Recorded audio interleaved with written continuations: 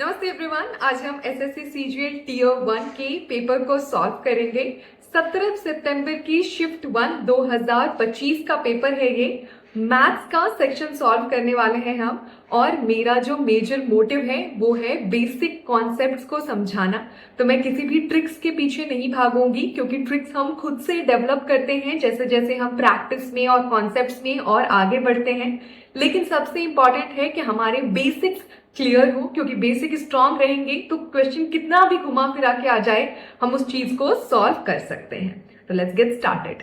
Okay, start करते हैं हम पहले क्वेश्चन से। पहले क्वेश्चन में हमारा कहा गया है कि a प्लस बी जो है वो हमारा 5 है और हमारा ए बी जो है वो 6 है। तो हमसे वैल्यू पूछी हुई है a cube plus B cube का whole square minus 9a square B square a plus B का होल स्क्वायर। ठीक है, सबसे पहले तो हम क्वेश्चन को देखेंगे कि क्या वैल्यू दी गई है और हमको क्या फाइंड करना है। तो हमको a प्लस बी पता है, हमको a इंटू बी भी पता है, तो बेसिकली हमको ये वाली वैल्यू पूरी पता है।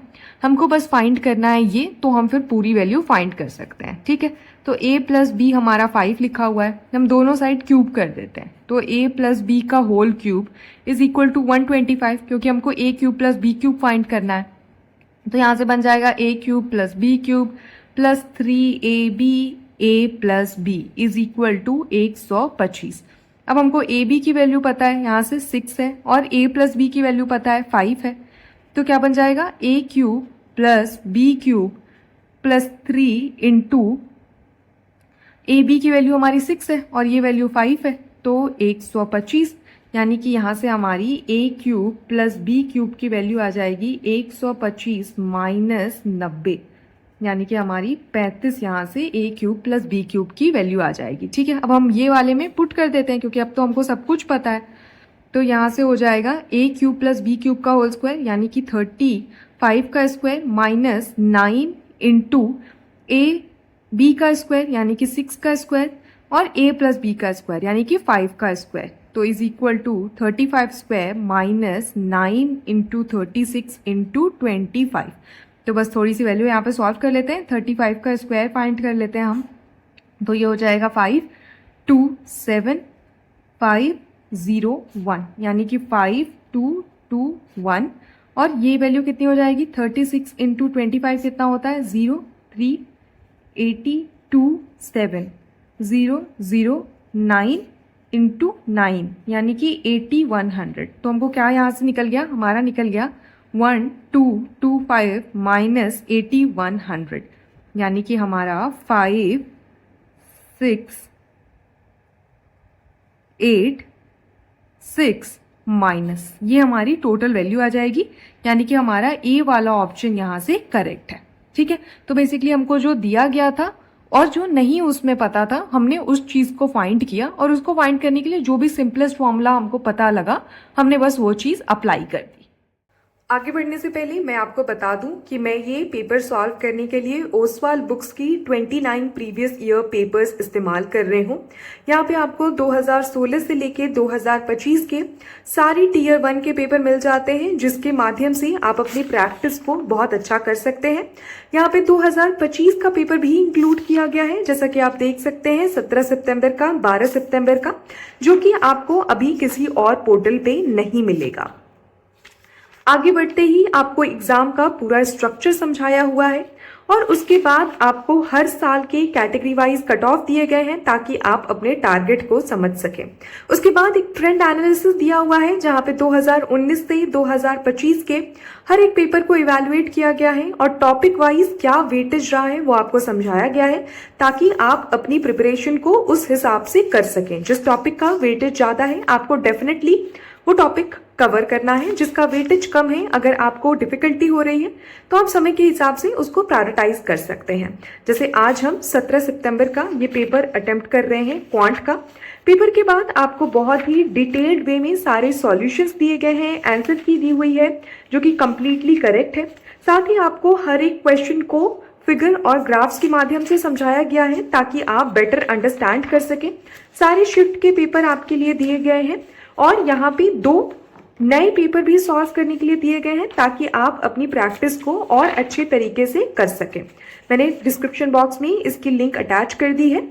अभी ऑफ के साथ अगर आप मेरा कूपन कोड सृष्टि 5 इस्तेमाल करते हैं तो आपको एडिशनल डिस्काउंट भी मिलेगा। तो check out the description box for more details. Thank you. दूसरे क्वेश्चन के ऊपर में आते हैं। दूसरे क्वेश्चन में हमको क्या दिया गया है? हमको दिया गया है W/X जो है हमारा वो हमारा 5/6 है। X/Y जो है हमारा वो है 3/7 और हमारा Y/Z जो है वो है 8/9। तो हमसे पूछा गया है W/X/Y/Z इनका रेशियो क्या होगा। ठीक है, इनका रेशियो फाइंड करने का सबसे बेस्ट तरीका रहेगा कि हम सबको एक ही टर्म्स में लिख लें। ठीक है, तो अगर मैं x को w के टर्म्स में लिखना चाहूं तो क्या आ जाएगा 6w/5। बस इसको मैं सॉल्व कर ले रही हूँ, x को इधर ले गई और ये w के साइड बाकी न्यूमेरिकल्स को लेके गई। ठीक है, उसी तरह हम इधर आते हैं तो y की वैल्यू क्या हो जाएगी 7/3 इंटू x और हमको x पता है तो 7/3 इंटू 6w/5 हमने बस x को यहां से रख लिया इधर। ठीक है, उस तरह इस पे आते हैं तो यहाँ से हमारी z की वैल्यू क्या आ जाएगी 9y/8 और हमको अपने y की वैल्यू भी पता है। y की वैल्यू क्या है 7/3 6w/5। ठीक है, तो सबको हमने बेसिकली w के फॉर्म में लिख लिया। अब हम इस इक्वेशन को लिख देते हैं यहाँ पे। तो w रेशियो, अब x हमारा क्या है, x हमारा है 6w/5, y हमारा क्या है 7/3 6w/5 और हमारा z क्या है 9/8 7/3 6w/5। ठीक है, अब यहाँ से हम w काट देते हैं। w हमने कैंसिल कर दिया। ठीक है, 1 रेशियो 6/5 रेशियो 7/3 इंटू 6/5 रेशियो 9/8 7/3 6/5 ये हमको फाइंड करना है। अब हम क्या करते हैं कि सबसे बड़ा तो डिनोमिनेटर इसमें ही दिखाई दे रहा है तो उससे ही मल्टीप्लाई कर देते हैं। तो ये हो जाएगा ऐसे, यहाँ से 5 हमारा कट जाएगा यानी 8 इंटू 3 इंटू 6 हमारा बन जाएगा। यहाँ से 3 और 5 दोनों कट जाएगा, 8 बच जाएगा, 8 इंटू 7 इंटू 6 और यहाँ से तो सारे कट जाएंगे यानी 9 7 6। देखते हैं अगर कोई कॉमन टर्म है यहाँ से जो हम काट सके। ठीक है, तो हम 3 काट लेते हैं। 3 ये हो जाएगा 2 और ये भी हो जाएगा 2। ठीक है, अब हम 2 से एक बार और कर सकते हैं। ये हमारा 4 हो जाएगा, ये भी हमारा 4 हो जाएगा, ये भी 4 हो जाएगा हमारा और ये पूरा कैंसिल हो जाएगा। ठीक है, बस इससे ज़्यादा तो कुछ कटता हुआ नहीं दिखाई दे रहा है तो इसको हम लोग सॉल्व कर लेते हैं। तो 20 24 56 और ये हो जाएगा हमारा 63 यानी कि हमारा ए ऑप्शन यहाँ से आ गया, सॉल्यूशन है हमारा। ठीक है, तो बेसिकली यहाँ पे हमने सबको सेम टर्म्स में लिख लिया और उसको सॉल्व कर लिया। आते हैं हम तीसरे क्वेश्चन के ऊपर में। तीसरे क्वेश्चन में हमसे पूछा गया है कि √6 प्लस √6 प्लस √6 ऐसे कर करके इनफाइनाइट तक दिया हुआ है, इसकी वैल्यू क्या होगी। ठीक है, तो हम मान लेते हैं कि इसकी वैल्यू x है यानी कि 6 प्लस √6 प्लस √6 प्लस प्लस ये हमारी x है। ठीक है, तो अब ये चीज इन्फिनिटी तक गई हुई है तो अगर मैं इस टोटल को x लिख रही हूं कि ये कहीं तक भी जा रहा है तो उससे मैंने केवल एक 6 हटा लिया तो ये चीज भी तो x ही आएगी ना, क्योंकि ये भी इनफाइनाइट तक जा रहा है। तो बेसिकली एक चीज है जो इनफाइनाइट है कि अनगिनत है कि कहीं तक जाएगी, उसमें से अगर मैंने एक चीज ये हटा ली फिर भी तो ये अनगिनत ही रहेगा ना, तो वो चीज सेम ही रहेगी तो अभी भी ये x ही रहेगा। तो बेसिकली मैं x को अब लिख सकती हूँ √6 प्लस x। ठीक है, दोनों साइड स्क्वायर कर देते हैं is equal to 6 plus x। अब इसको थोड़ा सा ऐसे सॉल्व कर लेंगे, इधर ले जाएंगे -x -6, यहाँ से हमारा x का आ जाएगा -3x plus 2x -6 is equal to 0। इसको थोड़ा सा सॉल्व कर लेंगे, x -3 plus 2x -3 is equal to 0। तो x की वैल्यू या तो 3 है या तो -2 है। अब हमको पता है कि अंडर रूट हमेशा जो है वो पॉजिटिव ही आता है, किसी भी नंबर का कुछ भी हो अंदर। तो बेसिकली अगर हमने x को अंडर रूट के बराबर किया था यानी कि निगेटिव वाली वैल्यू तो हो नहीं सकती है, तो अब हमारा बस 3 आएगा यानी ऑप्शन 1 हमारा करेक्ट है। इसके बाद हम आते हैं फोर्थ क्वेश्चन के ऊपर में। फोर्थ क्वेश्चन में कहा गया है कि एक जो वेंडर है वो 7 शर्ट परचेज करता है मार्क्ड प्राइस ऑफ 6 शर्ट्स, यानी कि कॉस्ट प्राइस ऑफ 7 शर्ट्स जो है हमारा 7 सर्ट्स का कॉस्ट प्राइस जो है वो हमारा 6 कॉस्ट के मार्क प्राइस के बराबर है। तो ठीक है, तो बेसिकली मैं आपको कॉन्सेप्ट समझा देती हूँ। क्या होता है कि कोई भी एक आइटम रहता है, उसको हम एक कॉस्ट प्राइस बोलते हैं कि हमने कितने में खरीदा। फिर हम क्या करते हैं कि उसको एक मार्क प्राइस यानी उसके ऊपर एक प्राइस रख के और उसको दुकान के अंदर में रख देते हैं। लेकिन फिर हम दिखाते हैं कि उस पर 10% 20% का ऑफ है और उसकी सेलिंग प्राइस ये मार्क प्राइस के ऊपर रख दी है। तो हम दिखा रहे हैं कि हमारा ऑफ चल रहा है, लेकिन एक्चुअली कॉस्ट प्राइस से बढ़ा के हमने मार्क प्राइस रखा था, तो इसलिए हमारा सेलिंग प्राइस अभी भी ज्यादा है डिस्काउंट दिखाने के बाद भी, तो हमारा नेट प्रॉफिट हो रहा है। तो यही बेसिक कॉन्सेप्ट है। ठीक है, ओके, अब ये हो गया। अब ये कह रहा है कि ईच सर्ट को यानी जो हमारा सेलिंग प्राइस है वो 4% डिस्काउंट है ऑन मार्क्ड प्राइस। ठीक है, यानी कि हमारा जो सेलिंग प्राइस है वो है 0.96 इंटू मार्क्ड प्राइस। ठीक है, मार्क्ड प्राइस माइनस 4% यानी कि marked price minus 4% of marked price, यानी कि यहाँ से 0.96 हो जाएगा यहाँ पे। ठीक है, अब हमारा प्रॉफिट पूछ रहा है। ठीक है, तो हमको कॉस्ट प्राइस पता है 6/x ऑफ MP यहाँ से, और हमको सेलिंग प्राइस भी अपना पता है 0.96 ऑफ MP। तो अब हमारा प्रॉफिट परसेंटेज क्या होगा? प्रॉफिट परसेंटेज होता है selling price minus cost price by cost price into 100। तो यहाँ से हमारा सेलिंग प्राइस है 0.96 माइनस 6/7 बाई 6/7। इसको थोड़ा सा सॉल्व कर लेते हैं। 0.96 इंटू 7 माइनस 6/6, हमारा 7 कट गया। तो 96 इंटू 7 हमारा क्या होगा? ये हो जाएगा हमारा 244 यानी कि 67। ठीक है, तो 6.72 माइनस 6/6 यानी कि 0.72/6, और हमारा क्योंकि परसेंटेज है तो हमको इंटू 100 तो यहाँ पे करना ही है। इंटू 100 हम लिख देते हैं सिंप्लिसिटी के लिए। अब तो ये हो जाएगा 0.12 इंटू 100 यानी कि 12% हमारा यहाँ से टोटल प्रॉफिट हो रहा है, और ये ऑप्शन हमारा हो जाएगा ऑप्शन नंबर 3। अब हम आ रहे हैं क्वेश्चन नंबर अपने 5 के ऊपर में। 5 के अंदर में बोला गया है कि एक जो पाइप A है, ठीक है, वो 16 मिनट्स के अंदर में एक टैंक को भर देता है। तो मान लेते हैं कि A की इफिशियंसी जो है x है, यानी कि पाइप जो पर मिनट है उसमें वो x अमाउंट ऑफ पाइप को भर पा रहा है। तो 16 मिनट में वो कितना भरेगा? 16x। ठीक है, इफिशियंसी यानी पर मिनट कितना भर पा रहा है वो हमारे टोटल टैंक को। ठीक है, तो ये हो जाएगा 16x हमारा। और B जो है उसकी इफिशियंसी हम मान लेते हैं कि y है, तो वो 24 मिनट में कितना भरेगा? 24 इंटू y। अब जो टोटल टैंक है वो तो बराबर ही रहेगा ना, तो ये दोनों चीजें बराबर हो जाएंगी कि कितना अमाउंट ऑफ वाटर टोटल हमारा जा रहा है। तो इसको थोड़ा सा 8 से कर लेते हैं। तो हमारा y जो हो जाएगा वो हो जाएगा 2x/3। ठीक है, अब ये कह रहा है कि दोनों पाइप को हमने सेम टाइम पे खोला और 4 मिनट तक चलाया। तो ये हो गया 4x + y, इतना अमाउंट भर गया था हमारा 4 मिनट में। ठीक है, उसके बाद जो है हमारा x का रेट जो है वो डबल हो गया यानी कि 2x हो गया। ठीक है, और हमारा y का जो रेट है वो हमारा हाफ हो गया यानी कि y/2 हो गया हमारा। ठीक है, how many more minutes it will take.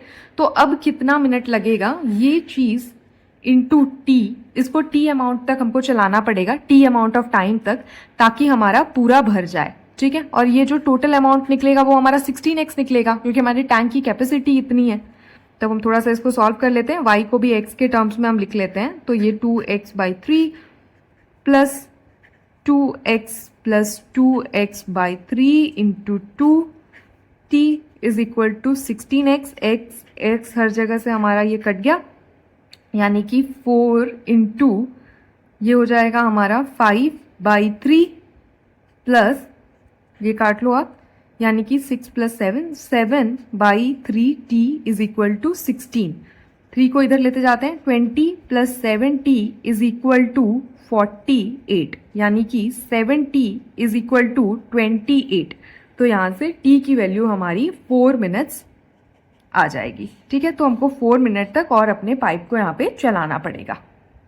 अब हम आ रहे हैं 6th वाले क्वेश्चन के ऊपर में। 6 में हमारा क्या कहा गया है कि √12 + 6 √3 इसकी वैल्यू क्या होगी। ठीक है, अब हम ऑप्शन में देखेंगे तो कोई भी ओवरऑल अंडर रूट वाली चीजें नहीं है, यानी कि इसके अंदर कोई स्क्वायर बन रहा है, तभी ये चीज ऊपर से कट गई है और हमारा जो नेट रिजल्ट है वो अंडर रूट के फॉर्म में नहीं आ रहा है। मैं बस ऑप्शंस को देख के बात कर रही हूँ, ठीक है। तो हमको बेसिकली 212 प्लस 6√3 को a प्लस बी के होल स्क्वायर के फॉर्म में दिखाना है। a square plus B square plus 2ab। तो यहाँ से बस इक्वेट कर लेते हैं दोनों side. a square plus B square हमारा क्या है, 12 आ जा रहा है, और हमारा 2ab जो है वो 6√3 आ रहा है, यानी कि ab की वैल्यू हमारी आ रही है यहाँ से 3√3, यानी कि लिख लेते हैं b की वैल्यू क्या है 3√3 बाई हमारा a। बस इसको इस वाले इक्वेशन में पुट कर देंगे हम, ठीक है। तो क्या हो जाएगा a स्क्वायर प्लस 9 इंटू 27 हो जाएगा इसका square, by a square is equal to हमारा 12। अब a स्क्वायर को हम कुछ लिख लेते हैं सिंप्लिसिटी के लिए, x लिख लेते हैं, ठीक है। तो हमने x लिख लिया यहाँ से, x प्लस 27 बाई x जो है हमारा वो 12 है, यानी कि x square minus 12x plus 27 is equal to 0। तो x की वैल्यू यहाँ से 9 और 3 आ गई हमारी, ठीक है। अब हम इसको अगर a स्क्वायर को लिखते हैं 9 और 3, तो a की वैल्यू क्या है हमारी 3 है या फिर √3 है, और हमारी यहाँ से b की वैल्यू क्या आ जाएगी, क्योंकि हमको पता है कि b is equal to 3√3 by a, यानी कि ये तो या तो √3 है या तो फिर हमारा 3 है। तो अब ये हमको क्या पूछा हुआ है कि इसका वैल्यू क्या होगा, यानी कि a प्लस बी का होल स्क्वायर क्या बन रहा है 3 प्लस √3 का होल स्क्वायर। अब इसको किसी भी फॉर्म में लिखो आप, a को 3 लिख लो, इसको √3 लिख लो, इसको √3 लिख लो, इसको 3 लिख लो, सेम ही है, यही बनने वाला है हमारा। तो बस इसको हम अंडर रूट के अंदर में अगर लिखेंगे तो ये चीज कट जाएगी और 3 प्लस √3 हमारा जो है वो आ जाएगा, यानी कि बी वाला ऑप्शन करेक्ट हो जाएगा। ओके, अब हम नेक्स्ट क्वेश्चन के ऊपर में आते हैं। ये कह रहा है कि हमारे पास टोटल अमाउंट जो था वो 10,000 रुपए का था, और हमने क्या किया कि इसको दो हिस्सों में बांटा, एक x था और एक हमारा 10,000 माइनस x हो गया, ठीक है। अब इसको हमने लेंड किया, मतलब लोगों को दिया, ठीक है। पहला क्या किया कि इसको 7% इंटरेस्ट रेट पे हमने दिया, और दूसरे वाले को हमने 12% सिंपल इंटरेस्ट रेट पे दिया है, ठीक है। और हमको 900 रुपए का टोटल इंटरेस्ट मिल रहा है। तो उसका फॉर्मूला क्या होता है, PRT यानी कि principal rate into time divided by 100, ठीक है। PRT divided by 100। अब इसी तरह का इसका P हो जाएगा P, R हमारा 12 है और T हमारा 1 साल है, डिवाइडेड बाय 100। इसको इस साइड लेते जाते हैं, 907x प्लस 12 माइनस 12x, ठीक है। इसको थोड़ा सा सॉल्व कर लेते हैं, तो ये हो जाएगा हमारा 5x इज इक्वल टू 30,000, ठीक है। तो x क्या हो जाएगा हमारा 6,000 यहां से बन जाएगा। और हमको क्या पता करना है कि 12% इंटरेस्ट रेट पे हमने कितना अमाउंट दिया था, यानी कि 10,000 माइनस हमारा 6,000 यहां से आ जाएगा, यानी कि हमारा 4,000 रुपए फाइनल बन जाएगा। सेकंड वाला ऑप्शन हमारा करेक्ट है।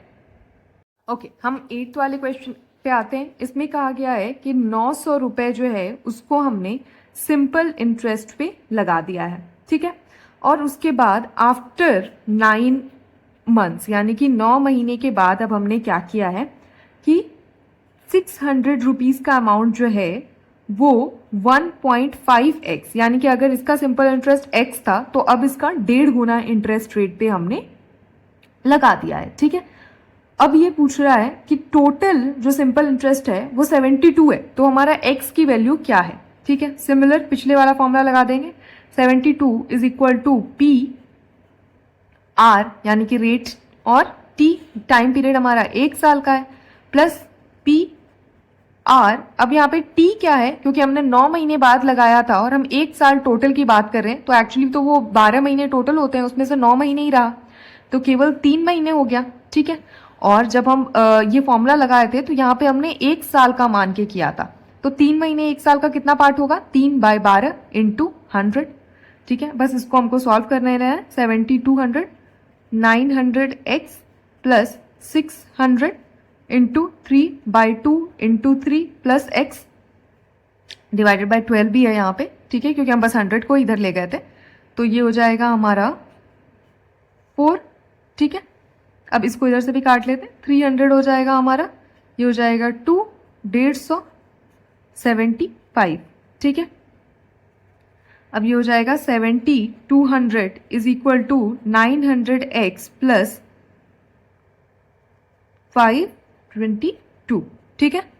अब यहां से x की वैल्यू क्या आ जाएगी हमारी, 70, 200 डिवाइडेड बाई 5211, ठीक है। इसको थोड़ा सा हमको सॉल्व करना रहेगा, इसको सॉल्व करते हैं। 1125 को 7200 से डिवाइड करते हैं तो ये 6 हो जाएगा पहले तो, 0, ठीक है। हमारा ये 150, 166, 67 हो जाएगा, 0, 5, 1, 4 हो जाएगा, ठीक है, पॉइंट। और ये हमारा यहाँ पे दिखाई दे रहा है कि ये 4 हो जाएगा, ठीक है। तो हमारा 1 वाला ऑप्शन करेक्ट हो जाएगा। तो हम आते हैं अब 9th वाले क्वेश्चन पे। 9th वाले में क्या कहा गया है कि एक फ्लैग पोल है, ओके, उसके ऊपर में यहाँ से लेट्स से कि हमारा सन है, तो फ्लैग पोल की वजह से एक शैडो बन रही है जो कि 10 मीटर की है, ठीक है। तो ये हमारा 10 है। हाइट ऑफ पोल जो है हमारा वो है 10√3 मीटर का। तो ये पूछ रहा है कि एंगल ऑफ सन एलिवेशन, यानी कि हम अगर यहाँ पे खड़े हैं, हम सन को देख रहे हैं, तो ये एंगल हमारा कितने का बन रहा है। तो इसको लेट्स से कह देते हैं थीटा है, और हमारा टैन थीटा ये वाले ट्रायंगल में कितना बन गया, 10√3 डिवाइडेड बाई 10, ठीक है। ये डिवाइड बाई ये, यानी कि 10 कट गया, √3, और टैन थीटा की वैल्यू √3 कब होती है, जब ये 60 डिग्री होता है। तो यानी कि 3rd वाला ऑप्शन हमारा करेक्ट हो जाएगा। ओके, अब हम आते हैं लास्ट वाले अपने क्वेश्चन के ऊपर, 10th वाले क्वेश्चन पे। इसमें कहा गया है कि एक हॉलो स्फीयर है, तो ये जैसे जो है हमारा, सॉरी स्फीयर को मैं ऐसे बनाती हूँ थोड़ा, ठीक है। ये रहेगा, ये हॉलो है, इसका जो आउटर रेडियस है वो 10 है, ठीक है। अब इसको हम मेल्ट कर रहे हैं और हम छोटे छोटे 50 में बना रहे हैं स्फीयर्स में, जिसका हर एक रेडियस जो है हमारा वो रहेगा 2 सेंटीमीटर का। तो ये पूछा है क्योंकि ये हॉलो है, तो इसके अंदर एक बस ऐसे रहेगा और ये पूरी चीज ऐसे खाली रहेगी हमारी। तो ये अंदर का रेडियस क्या है, लेट्स से कि r है, तो हमारी r की वैल्यू क्या है वो पूछ रहा है। तो टोटल वॉल्यूम हम इक्वेट कर देंगे, तो 50 छोटे छोटे स्फीयर की वॉल्यूम क्या हो जाएगी, 50 × 4/3 पाई r³, यानी कि 2 का क्यूब, इज इक्वल टू 4/3 पाई, बड़े वाले का क्या हो जाएगा 10³ माइनस r³, छोटे वाले का, यही हमारा ये वाले का स्फीयर का वॉल्यूम निकल गया। इसी को हम गला के बना रहे थे, मटेरियल्स तो दोनों बराबर ही होने चाहिए। तो हम पाई 4/3 काट लेते हैं, 50 × 8 हमारा जो है वो हो जाएगा 10³ यानी कि 1000 माइनस r³। तो r³ की वैल्यू हमारी क्या आ गई 600, 1000 माइनस और ये हमारा 400 बनता है। तो r³ की वैल्यू अगर हमारी 600 है तो हमको r की वैल्यू यहाँ से फाइंड करनी है। थोड़ा हीट एंड ट्रायल करेंगे। सबसे पहले मैं 8 से शुरू करती हूँ, सबसे बड़े वाले से, फिर हम छोटी की तरफ आएंगे। तो 8 स्क्वायर क्या होता है 64, 8³ निकालने के लिए क्या करेंगे 64 × 8 कर लेते हैं, 2 हमारा हो जाएगा 3, 51, 600 तो इससे भी बड़ा है 8 से, तो बाकी कोई ऑप्शन हो ही नहीं सकता है। तो अब हमारा ऑप्शन एलिमिनेशन से यहाँ पे 1 वाला ऑप्शन करेक्ट हो जाएगा।